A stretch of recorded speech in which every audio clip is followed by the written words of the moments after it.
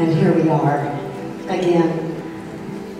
In order to turn within, we want to focus on that living, loving breath that nourishes our soul, our body, and our mind.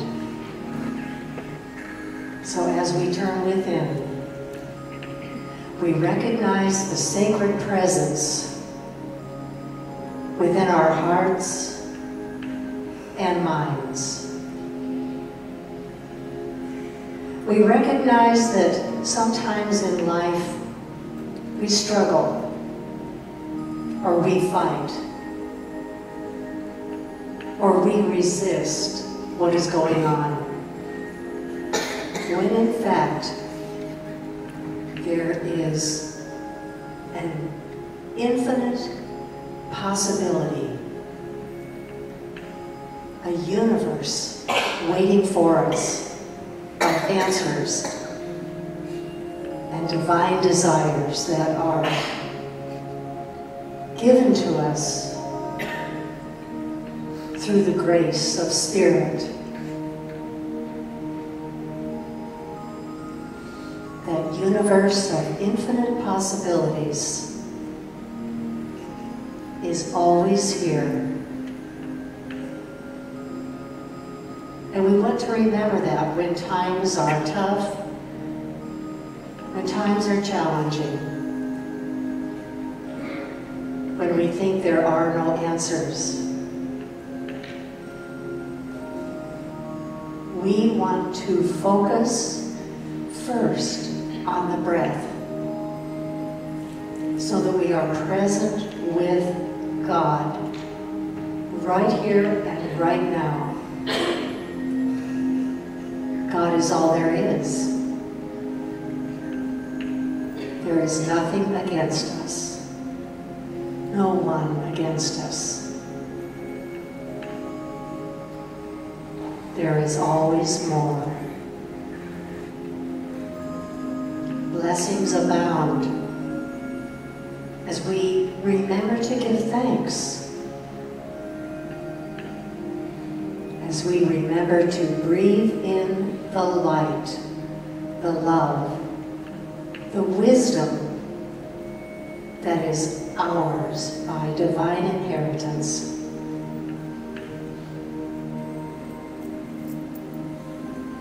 We are here now,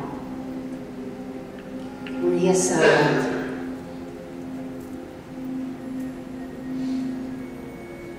Asking the question, what next?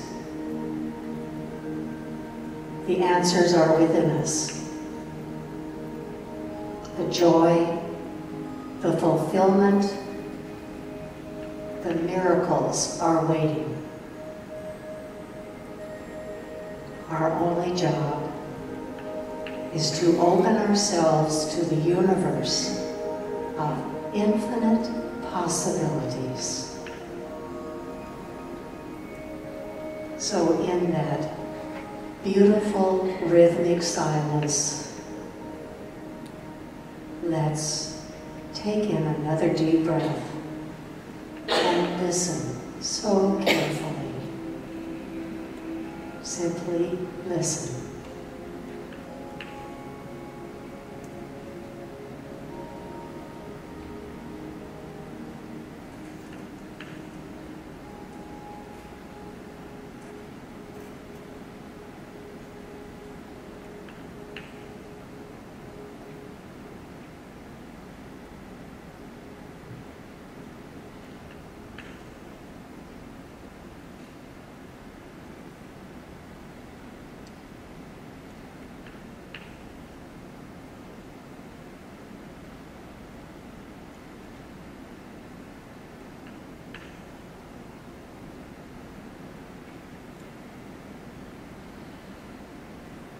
Ask and it will be given you. Seek and you will find. Knock and the door will be open to you as you believe. And so it is. Amen.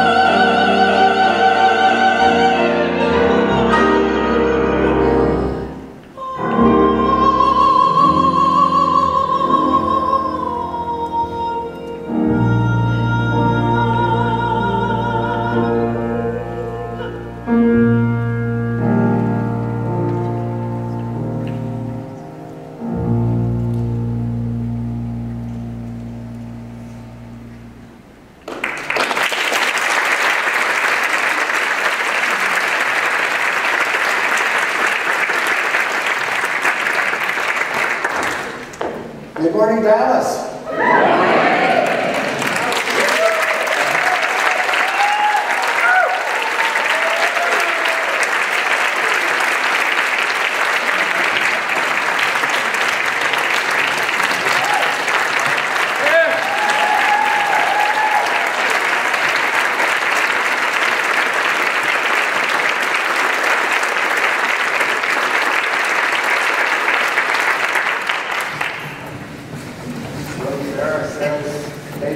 Deja vu all over. It's been 12 years since I set foot on this stage, and if you think you know me from my past, you don't know me. Because my growth rate, I don't know about yours, my growth rate has been rapid and fantastic. So I'm not the same person that I was 12 years ago, and so is the truth about you as well. We've all changed and grown and become something more.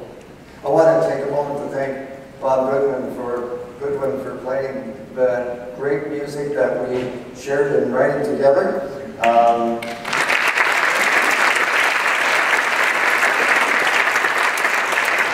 was in Hawaii and I emailed Bob, said I've written these lyrics, could you do anything with them, write some melody? He said sure. And within a day, he'd sent back these beautiful melodies and had this music. And it's because we live in this universal field of infinite possibilities. That's my new name for God. A field of infinite possibilities, the universe we live in. I want to talk a bit about that this morning, but I want to talk about first the fact that being back here this morning and being with you is really a joy and an honor. I want to thank Robert Edwards for inviting us to come back and be a part of this, because this is our church. We belong to this church. We always have and we always will be. And so we're going through this transition period with you as well, and we're supporting you and praying with you, knowing that the best is yet to be, knowing that there's the right and perfect new minister for this church that will lead it on to its next level of success and joy and inspiration. The best is yet to be, Dallas, so hang in there, don't give up. You know, sometimes since I left, there's been a succession of ministers here, and sometimes we tend to say, well, I'm giving up on that church because they don't seem to have their act together very much.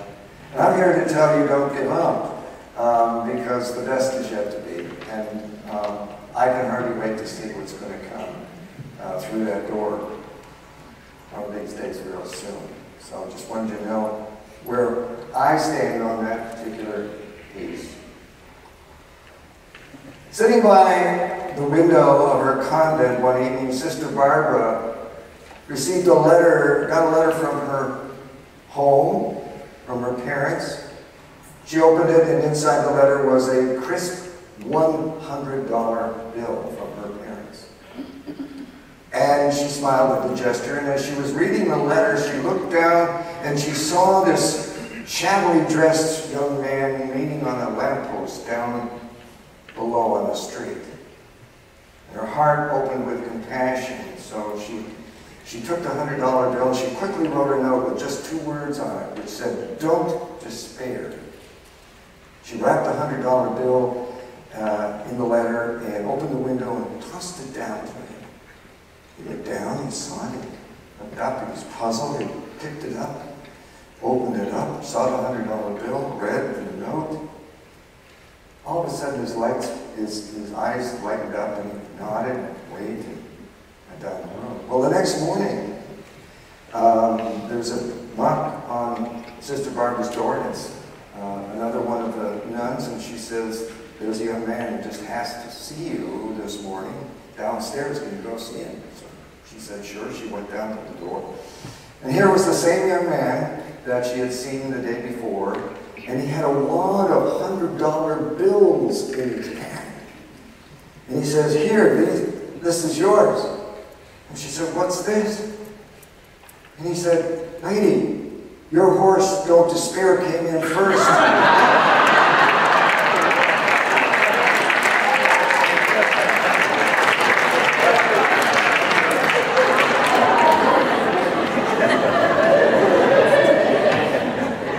And paid 80 to 1. Give me the math on that one. Despairing never pays. Never does. Never has, never will. When you are in despair, when you're in disappointment, when you are in a giving up stage where you're at the end of your rope, there is no payoff for that except to be at the end of your rope. But don't despair. Pays immense dividends. When you are not despairing, when you are holding in there, hanging on, and waiting for more, there's always a payday. There's always something that comes that will see you through. You know, I'm here to tell you this morning that we have three choices in life. We can give in, we can give up, or we can give way. And I'm a champion of giving way. Giving way means allowing for the possibility that there is still more to take place in our lives. Giving way to what? Giving way to this field, this universal field of infinite possibilities. We say it differently sometimes in unity. We say, let go, let God. Don't we use those words sometimes? But how many of you have ever done that, actually? Where you are at the end of your rope, you know, there's no more solutions, no more time, no more ways of looking at the situation, and you just say, God, I'm letting this go, and I'm letting you take over. How many of you have done that and actually have things turn out even better than you thought they might? Well, we know the principle. When you give way to the universe, whatever you call the universe, whatever you call God, then great things can happen, because God says, don't despair, don't give up, don't give in. Wait, there's more. That's the title of my talk. It's also the title of the book I'm writing. Most of you know that from infomercials where, you know, they're selling you a new knife that will cut anything and everything. It will also pay your taxes and walk your dog and do a lot of other things. And then they'll say it's only $19.95, and then they'll say what?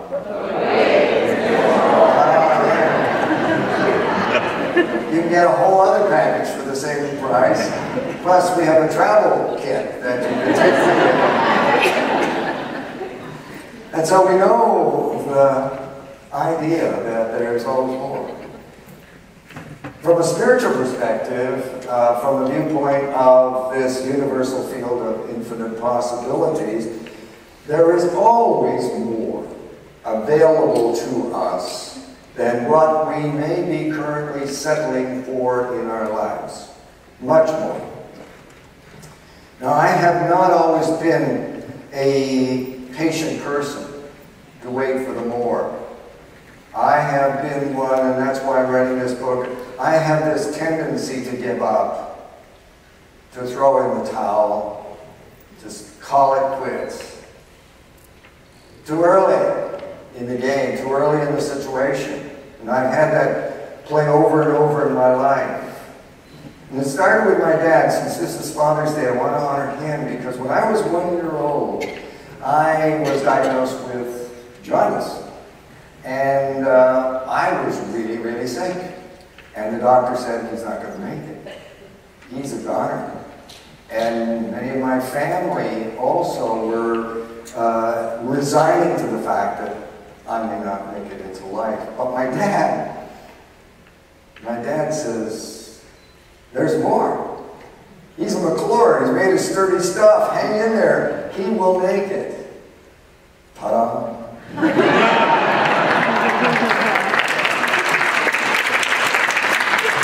So I honor my dad, Bert Mclure, who would be 115 years old today, and bless him in this new adventure wherever that takes me.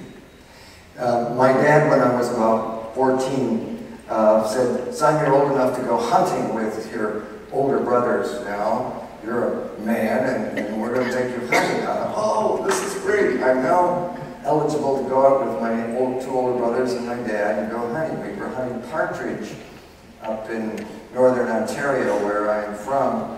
And so we went out, and I was so excited about this. And we all spread out, took a section of the woods and marched into the woods. And I was walking along, eagerly looking for partridge and looking and looking and looking. I kept looking, and I never saw any partridge. I kept walking, trudging through mud and over hill and down dale and through brush.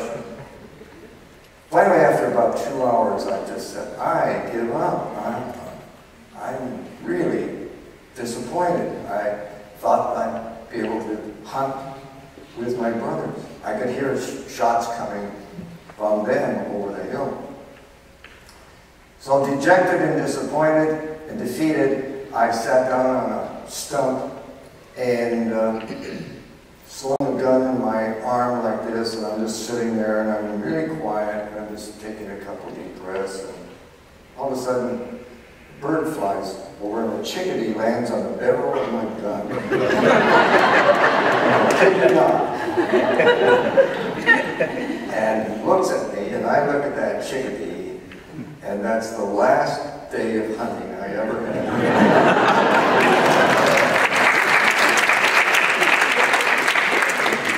Chickadee said, "But wait, there's more."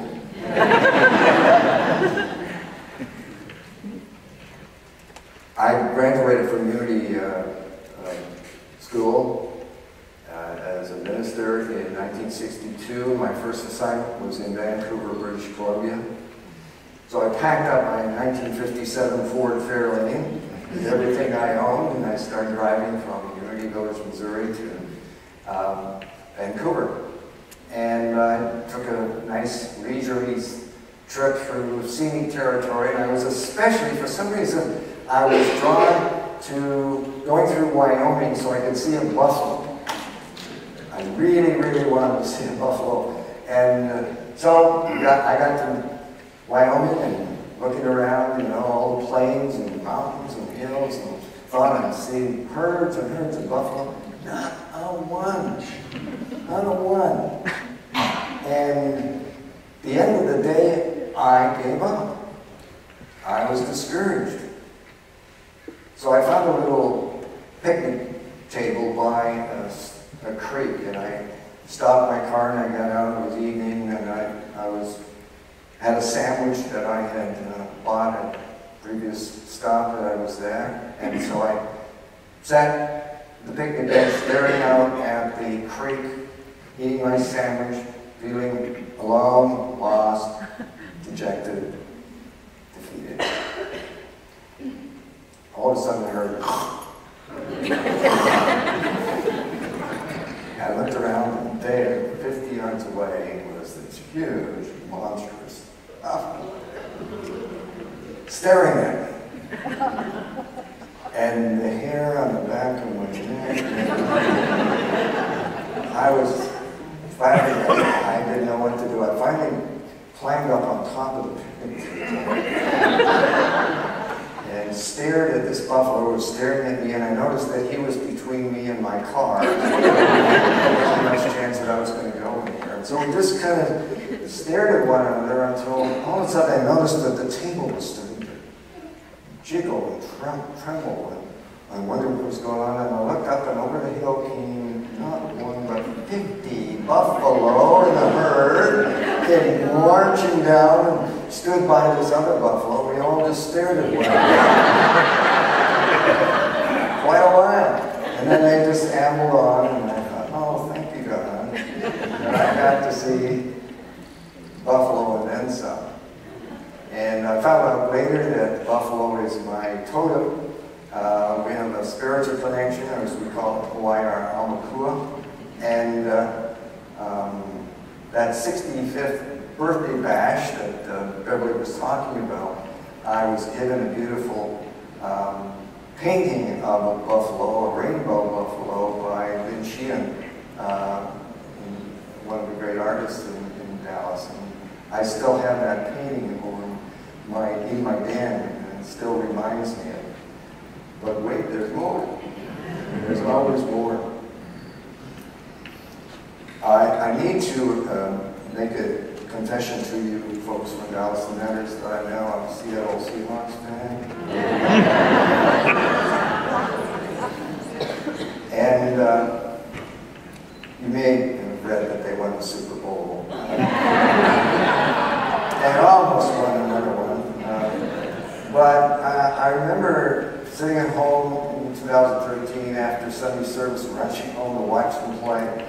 And by the end of the first half, they were behind in this game like 26-3. And I thought, it's over, they're finished, they're not going to win today. Goodbye, Charlie, turn off the TV, go and do something else. Only to come home and find out they won the game.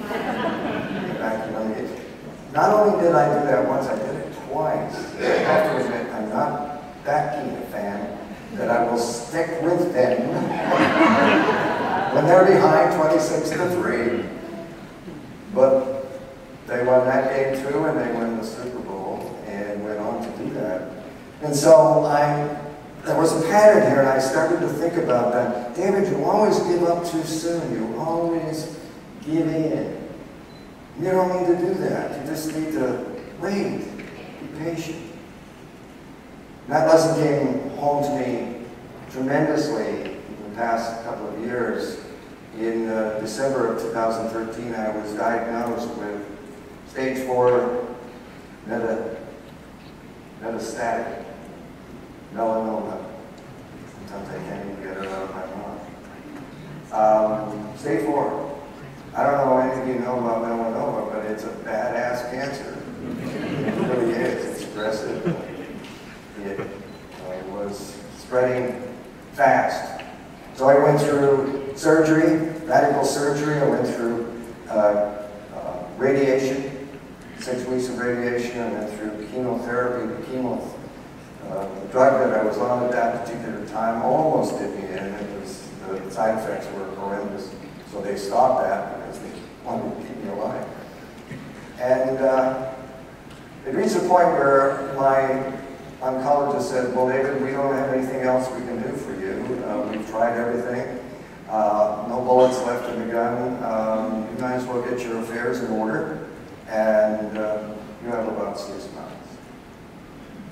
So very discouraged and despondent and despairing, Don and I took steps to get our affairs in order. I started to write my own memorial service and prepare for the worst. And then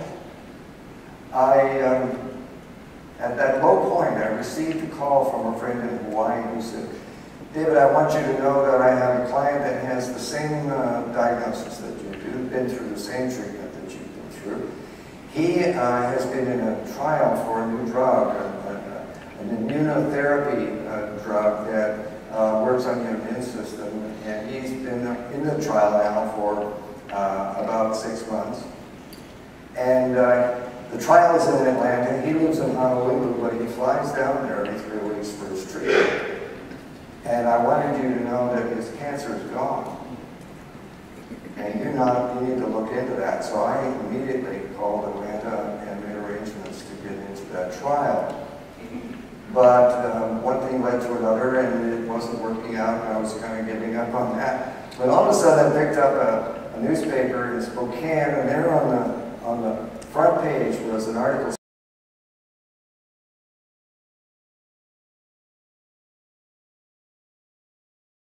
The breakthrough drug has been approved by the FDA, and it was the very same drug that my friend had told me about.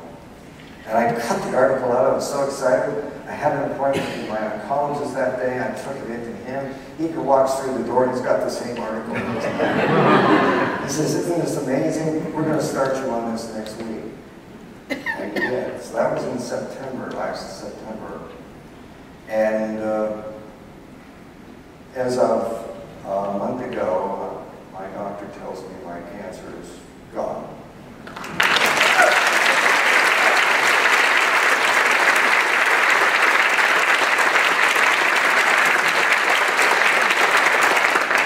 But wait, there's more.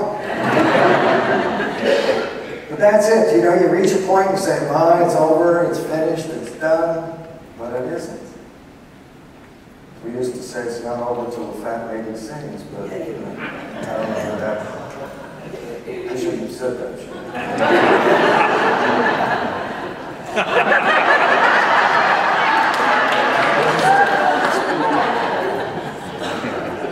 So my book is going to be titled that, and you know, patience to me might very well be the ultimate virtue. In the book of James, we read these words: "The trying of your faith will work your patience. Let patience have her perfect work, that you may be whole and entire, wanting nothing." Henry Nguyen, who's one of Donna's favorite writers, says, "The word patience means a willingness to stay where you are and live in the situation, live it out to the full, right where you are, in the belief that there is more hidden there that will reveal itself to you." Now, I know you folks have had a drop or two of rain down here, I've heard. That God, I'm going to take about 12 million gallons back to Washington State, because we're kind of dry back there now. We can use some of it there. But if you took a clear plastic bucket and you put clear water in, and then you threw mud in there, you stirred it all out until the water was muddy, would you have, as the Tao suggests, the patience to wait until the mud settles and the water is clear? That's the kind of patience we're talking about. Because as much as we know about things right now, we don't know the more. We don't know the rest of the story, as our friend used to say. Most of our lives, if we really come to think about it, are lived in not knowing, living in uncertainty, or as Joseph Campbell used to call it, the terra incognita, the unknown territory. And much of our lives is lived in the question rather than knowing what's coming next. And I come to believe that that's where the good stuff is. It's in the uncertainty. It's in the question. In fact, people ask me what unity is all about. Any of you are new here today. Here's my definition of unity. Unity is a place where you go to have your answers questioned.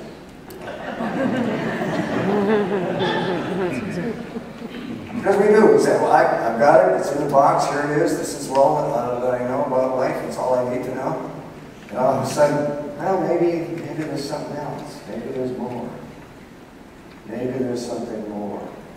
It's like the Grinch on Christmas. Maybe it isn't all about presents. Maybe it's something more. Possibilities are endless, my friends. There's always more. Sharon Salzberg, one of my favorite writers, says, "Patience doesn't mean making a pact with the devil of denial, ignoring our emotions and aspirations. It means being wholeheartedly engaged in the process that is unfolding, rather than ripping open the budding flower or demanding a caterpillar hurry up and get that Christmas stage over with." So while patience may invite you to sit and wait, it doesn't mean sit and do nothing. It doesn't mean sit on your hands. It means ask, seek, knock, open yourself up to possibilities, but mostly be in the moment and love what is in that moment. Because Rome wasn't built in a day, and that used to give me comfort.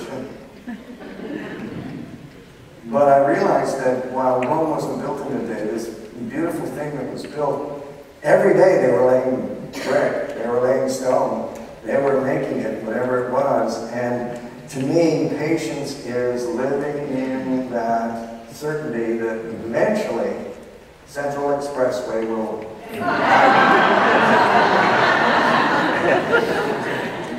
The three things they say are certainly life, death, taxes, and road construction.